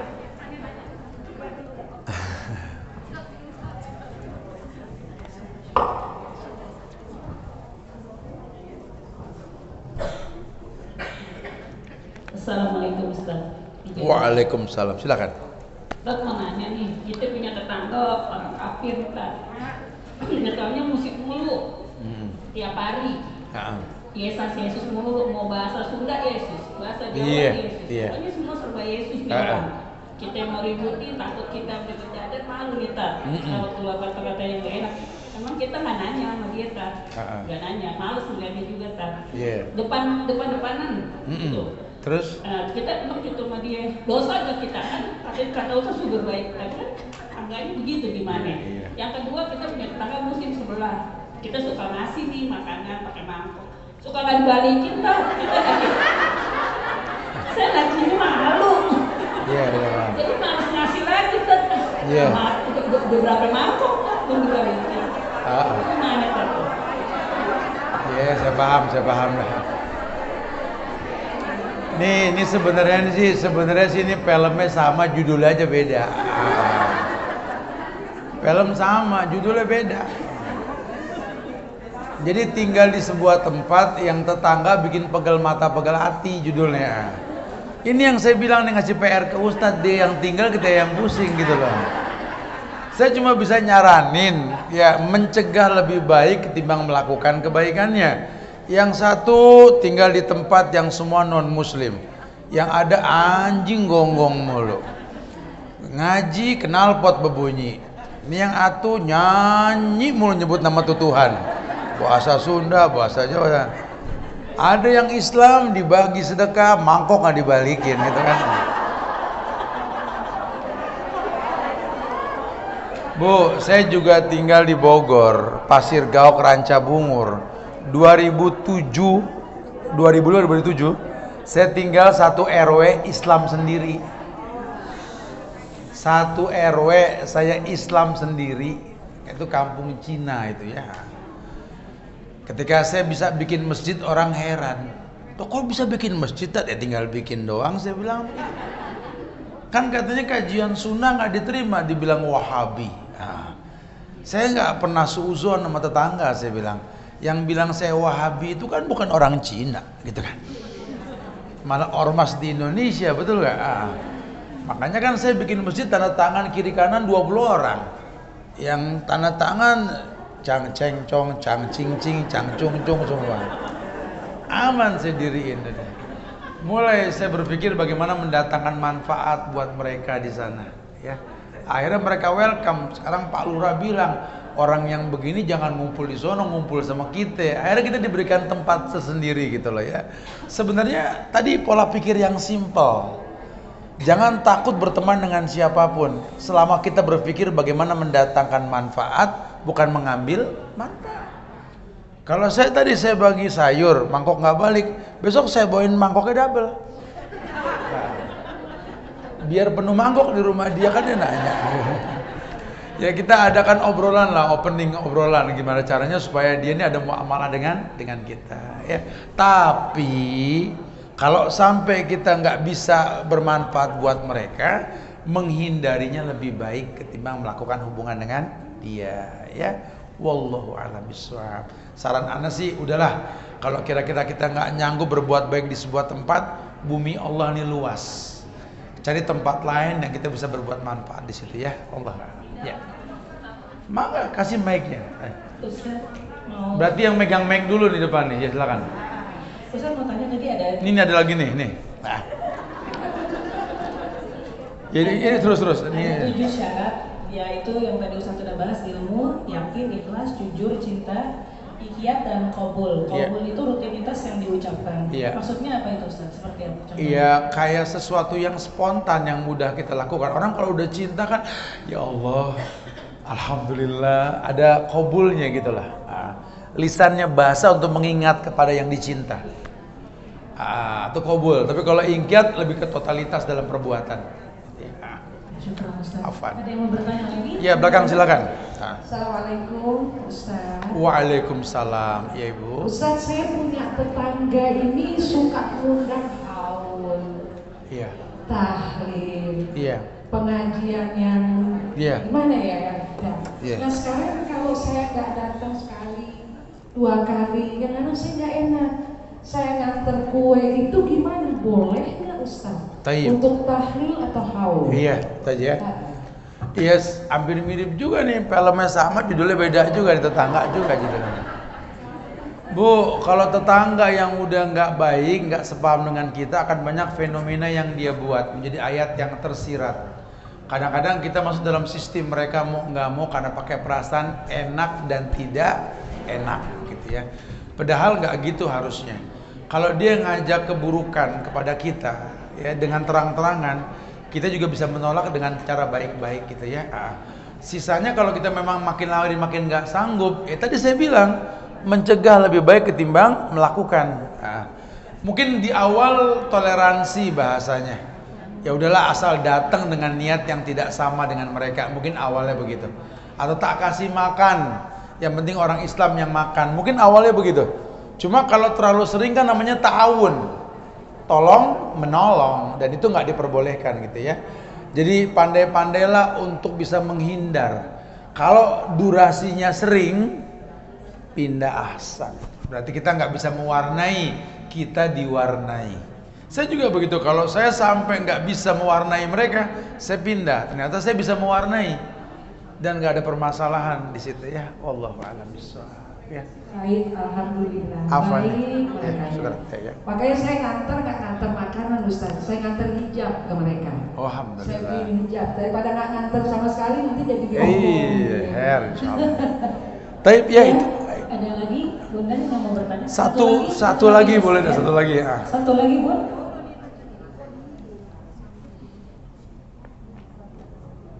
Masih ada? Ada nggak ada? Oke. Sudah cukup, Ustaz. Ya, taib, semoga manfaat deh yang disampaikannya. Intinya Bu, bahasan tentang perjalanan hidup manusia ini luas banget. Tapi kita akan bahas seputar itu insyaallah ya. Semoga Allah jadikan baik buat kita ke depan insyaallah ya, dan diberikan manfaat buat diri dan keluarga kita. Kita doakan semoga majelis ilmu ini tetap istiqomah di atas kemuliaan dan kebaikan, dan semoga tempat di mana kita belajar ini pun dikasih berkah selalu karena memfasilitasi kita untuk belajar. Begitu pula bermanfaat buat negeri kita tercinta Indonesia agar jaga ukhuwah kebangsaannya. Dan Allah berikan kesabaran buat saudara kita di beberapa tempat yang terzolimi oleh fitnah dunia seperti di Palestina dan sekitarnya ya. Buat ibu-ibu Majelis Talim Aisyah, kalau nanti mau nimbrung memberi bantuan buat orang-orang yang di Palestina nanti diinfoin aja ke Ustadz. Ustadz berangkat nanti akan dikabarin, Ustadz sendiri yang datang ke sana nanti insyaallah ya. Kemudian yang mau untuk bisa mendaftar Golden Age juga bisa diikuti di Instagram usb.bawazir, nanti dilihat. Mungkin nggak bisa bulan ini, bulannya akan datang, karena saya nggak bisa bantu, tergantung ada yang daftar. Jadi nggak sodok-sodokan, yang pertama daftar itu yang dimudahkan insyaallah, mudah-mudahan. Bahasan kita nanti tanggal 16, 17, 18. Buat yang bisa ikut silakan, yang nggak ikut bisa online. Kajiannya menjemput tobat sebelum terlambat nanti insyaallah ya. Kita tutup dengan kafaratul majlis. Subhanallah bihamdika asyhadu an la ilaha illa anta astaghfiruka wa atubu ilaik. Assalamualaikum warahmatullahi wabarakatuh.